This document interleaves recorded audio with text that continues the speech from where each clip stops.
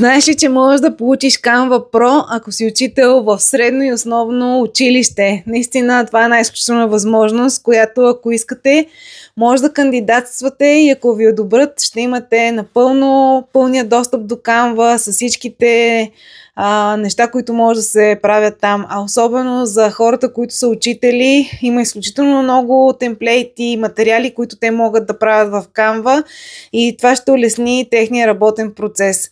Хайде да ви покажа къде може да отидете и да кандидатствате, ако сте учител в средно и основно училище, защото се изискват различни доказателства, че сте преподавател, който е активен. Но сега ще ви покажа къде може да видите и да кандидатствате и да получите Canva Pro безплатно.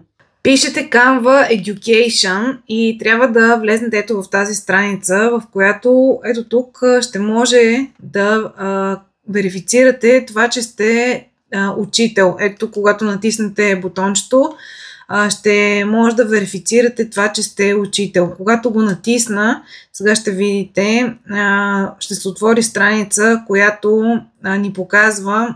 Ето това ни отваря и ето тук вие може да кандидатствате и да си въведете вашите данни, които те изискват. Също може да се наложи да дадете и различни документи, които ще докажат, че вие наистина сте учител, но по този начин ще може да използвате Canva Pro безплатно, което е наистина изключително полезно за всеки един учител, който може да създава изключително много материали в Canva.